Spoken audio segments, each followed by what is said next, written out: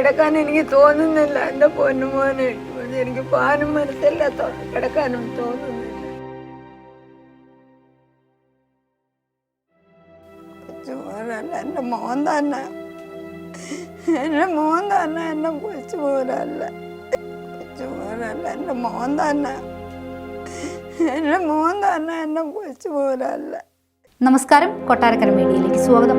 മരിച്ചിട്ട് 3 മാസമായിട്ടും കൂടുതൽ വിവരങ്ങൾ ശേഖരിക്കാതെ പോലീസ്. ഇത് ലക്ഷ്മിക്കുട്ടിയമ്മ. തന്റെ കൊച്ചുമോൻ മരിച്ചതിന്റെ വേദനയിലാണ് ഇപ്പോഴും ഈ അമ്മ. ഈ അമ്മയുടെ കണ്ണീരിന് എന്ത് വിലയാണ് അധികൃതർ നൽകിയിട്ടുള്ളത്? ഏതു മരണവും ആത്മഹത്യയിലേക്ക് എഴുതി തള്ളുന്നത് ഒരു ശീലമാണോ? ഇത് കാണുന്ന ഏവരുടെയും മനസ്സൊന്ന് വിങ്ങും, ഒന്ന് കരയാൻ തോന്നും. അത്രയ്ക്കുണ്ട് ഈ അമ്മ കഴിഞ്ഞ 3 മാസമായി അനുഭവിക്കുന്ന വേദന. എന്തിനാണ് ഈ അമ്മയോട് ഇങ്ങനെ ക്രൂരത കാണിക്കുന്നത്?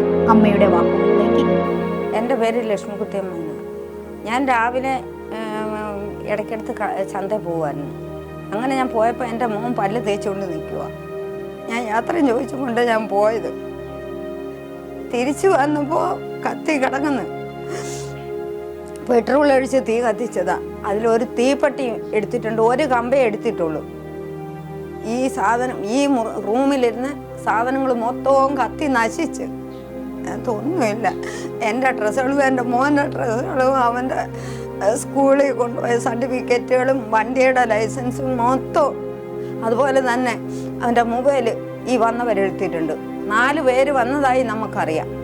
അവരുടെ 2 ബൈക്ക് താഴെ ഇരുന്ന് ഒരു കൂട്ടിയും താഴെ ഇരുന്നു. അത് അവരെടുത്തുകൊണ്ട് പോയത് സന്ധ്യയ്ക്കാണ്. അങ്ങനെ എനിക്ക് പിന്നെ ആരാ എന്തോന്ന് നമുക്ക് അറിഞ്ഞൂടാ. മൂപ്പിലാനോട് ഉണ്ടായിരുന്നു. മൂപ്പിലാന് ചാരായ ഒഴിച്ചു കൊടുത്തു. അച്ഛൻ ഇവിടെ ഉണ്ടായിരുന്നു, വീട്ടിലുണ്ടായിരുന്നു സംഭവം നടന്നപ്പോ? എന്തോ സംഭവിച്ചേ? 4 പേര് വന്നു. എന്നിട്ട് അവരെപ്പോഴാ പോയത്? അച്ഛന് കള്ളു വാങ്ങിച്ച് തന്നായിരുന്നോ? അച്ഛൻ ഇതൊന്നും അറിഞ്ഞില്ല ഈ സംഭവം നടന്നപ്പോ? മുറ്റത്തിരിക്കും ഒരു പട്ടിയാണെങ്കിൽ ഇവിടെ ചത്തോണം കിടന്ന ഇത്. അത് പയന്നു പോയി. അതിനെ പേടിപ്പിച്ച് അതിനെ വിളിച്ചു കൊണ്ടൊക്കെ പോലും അത് എണ്ണിക്കുന്നതുമില്ല. അത് എവിടെയോ കയറും പൊട്ടിച്ചുകൊണ്ട് എൻ്റെ കുഞ്ഞു പോയി, പട്ടിയും പോയി. പോലീസ് സ്റ്റേഷനിൽ കൊണ്ടുവന്ന് പരാതി കൊടുത്ത്. ഇന്ന് വരെ ഇതിനൊരു 2 മാസം കഴിഞ്ഞ് ഇന്ന് വരെ ഞങ്ങൾക്ക് ഒരു തെളിവ് ഞങ്ങളോട് പറഞ്ഞിട്ടുമില്ല. പോസ്റ്റ്മോർട്ടം റിപ്പോർട്ട് വന്നപ്പം പൊള്ളലാന്ന് പറഞ്ഞു. അന്നേരം ഞാൻ ചോദിച്ചു, എന്തോ ഇടി പൊട്ടിയതാന്നോ സാറേ എന്ന് ചോദിച്ചു. സാറേ, ഇതിന് നടപടി എടുത്തേ പറ്റൂ, യാതൊന്നും പറഞ്ഞാൽ ഒക്കത്തില്ല, ഇതിന് നടപടി എടുത്തേ പറ്റുമെന്ന് പറഞ്ഞു. വേറെ എവിടെയെങ്കിലും നിങ്ങൾ എപ്പോഴേ ഇത് പിടിച്ച് അതിൻ്റെ സാക്ഷികളെ പിടിച്ച് കൊണ്ടുപോയേനായിരുന്നു. എന്നിട്ട് പോലും നിങ്ങൾ അനങ്ങിയില്ല. സ്വന്തമായിട്ട് കൊന്നതാന്നാ പറയുന്നത്. പറഞ്ഞ അല്ല, തീപ്പെട്ടി വരെ കൈയൊക്കെ ഇട്ടിട്ടുള്ളൂ, ഒറ്റ കമ്പേ എടുത്തിട്ടുള്ളൂ. ആ തീപ്പെട്ടിക്കകത്തുനിന്ന് 4 പേര് വന്നതായിട്ട് ഇവിടെ വല്യപ്പനും കൂടെ പറഞ്ഞിട്ടുണ്ട്. കാലുമില്ല, ചന്തയില്ല. നാവപ്പാട്ടിന് തട്ടിയതാ കുഞ്ഞിനെ. നാവപ്പാട്ടിന് തട്ടി കൈ ഇങ്ങനെ ഇരിക്കുക, ഒരു കൈ ഇങ്ങനെ ഇരിക്കുക, ഒരു കൈ ഇങ്ങനെ ഇരിക്കുക, കാല് വളഞ്ഞിരിക്കുക, കാലൊന്നുമില്ല. എല്ലാം പെട്രോൾ അടിച്ച് കത്തിച്ചു. എനിക്ക് ഇതിന് ഈ നടപടി എടുത്തിരിക്കണം, എടുത്തേ പറ്റൂ. മുൻവൈരാഗ്യം എന്തുവാന്ന് നമുക്ക് എങ്ങനെ അറിയാം സാറേ? നമുക്ക് എങ്ങനെ അറിയാം മുൻവൈരാഗ്യം? ഇനി ഏത് പിന്നെ വേറെ എന്ന് പറഞ്ഞാൽ ഒരു പെണ്ണുമായിട്ട് സ്നേഹമായിരുന്നു. അത് ഇവിടെ കൊട്ടാരക്കര കോടതിയിലായിരുന്നു. അവിടുന്ന് പെണ്ണിന് 19 വയസ്സും ചെറുക്കന് 25 വയസ്സാകുമ്പം കെട്ടാനുള്ള എഗ്രിമെൻ്റ് എഴുതി 2 പേരും ഒപ്പുവെച്ച് പിന്നെ ഇടയ്ക്ക് വെച്ച പ്ലാക്കോട്ടുന്ന ഒരു ചെറുക്കൻ കാണാൻ ചെന്നപ്പോൾ ഈ പെങ്കൊച്ച് വിളിച്ച് അനന്തുവിനോട് പറഞ്ഞു. ഞാൻ കേട്ടോണ്ടിരിക്കും. അത് ഇതുപോലെ അണ്ണ എന്നെ കാണാൻ ഒരാൾ വന്നു എന്ന് പറഞ്ഞു. ഞാനൊന്നും മിണ്ടാൻ പോയില്ല. അതിൽ നിന്നാണോ ഞങ്ങൾക്ക് 2 കൂട്ടരെ സംശയമുണ്ട്. ചിലപ്പോൾ അങ്ങനെയാണോ, ഇനി ഇതിൻ്റെ പിന്നെ വേറെ ആരെങ്കിലും ഉണ്ടോ എന്തുവാന്നുള്ളത് അത് പോലീസല്ലേ കണ്ടുപിടിക്കേണ്ടത്, ഞങ്ങളല്ലല്ലോ ഈ നിരപരാധികളാണെന്നോ കണ്ടുപിടിക്കേണ്ടത്. ഞങ്ങൾക്ക് 2 കൂട്ടരെ സംശയമുണ്ട്. കൂട്ടുകാരും ഉണ്ട്, അവർ 4 പേരുണ്ട്. ഇവനല്ലേ മെയിൻ പണിക്കാരെ. ഇവൻ്റെ കീഴിലല്ലേ മറ്റൊരു ജോലി ചെയ്യുന്നത്. എത്രയോ ദിവസങ്ങൾ ഷീറ്റെടുത്ത് കാലയിലിട്ട് 2ാമത്തെ നിലയിൽ നിന്ന് തള്ളിയിട്ട് എന്നിട്ട് പോലും എൻ്റെ കുഞ്ഞിനൊരു പോറൽ വന്നിട്ടില്ല. ഒരുപാട് കാര്യങ്ങൾ ഇങ്ങനെ നടന്ന്. അത് എന്നാലും എന്നോട് പറയത്തില്ല.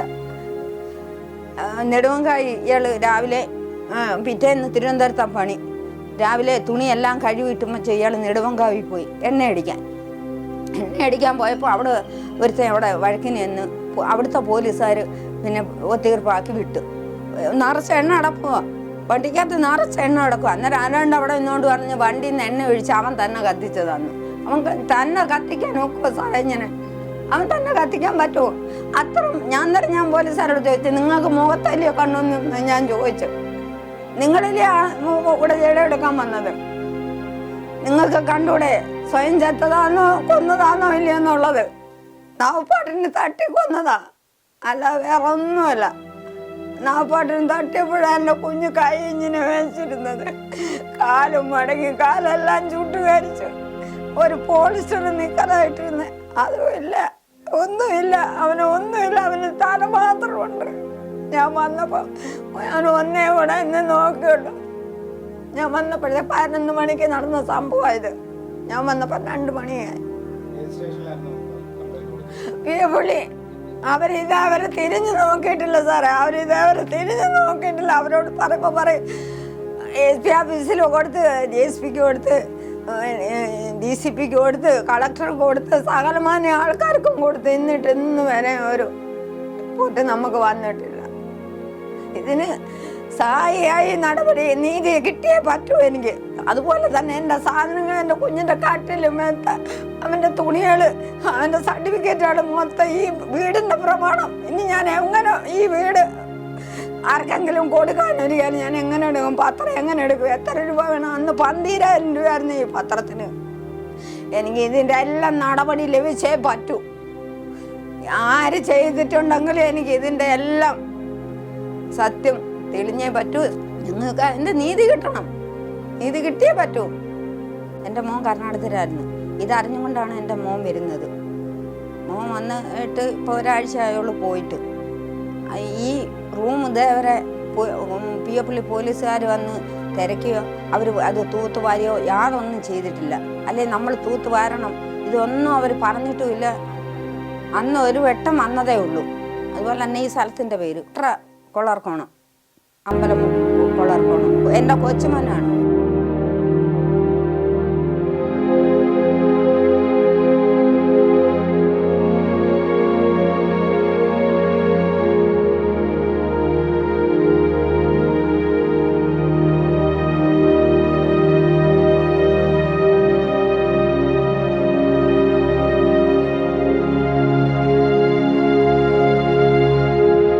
മോനെ അടക്കിയ സ്ഥലമാണ് ഈ കാണുന്നത്. 2 മാസമായി. 2 മാസം കഴിഞ്ഞു. 3-ാം മാസം, ഈ മാസം 13 ആകുമ്പോൾ 3 മാസം ആവും. പിന്നെ എൻ്റെ മോൻ്റെ മൊബൈലുണ്ട്. മൊബൈലിൽ വിളിച്ചപ്പോൾ 3 പ്രാവശ്യം വിളിച്ചപ്പം മൊബൈൽ ബെല്ലുണ്ടായിരുന്നു. 4-ാമത്തെ പ്രാവശ്യം വിളിച്ചപ്പം കറണ്ട് സ്വിച്ച് ഓഫ്. ആ മൊബൈൽ 12,000 രൂപയ്ക്ക് മേടിച്ച മൊബൈലാണ്. അതിൻ്റെ പെട്ടിയും അതിൻ്റെ പിന്നെ 12,000 രൂപ കൊടുത്ത് അതിൻ്റെ പിന്നെ പേപ്പറും എല്ലാം കൂടി ഇരിപ്പുണ്ട്. ഫോൺ വിളിച്ചപ്പം എടുത്ത് ഒരു പെണ്ണാണ് എടുത്തത്. ഹലോ എന്ന് വിളിച്ചപ്പം പിന്നെ കട്ടാക്കി. പിന്നെ വിളിച്ചപ്പം കിട്ടിയില്ല.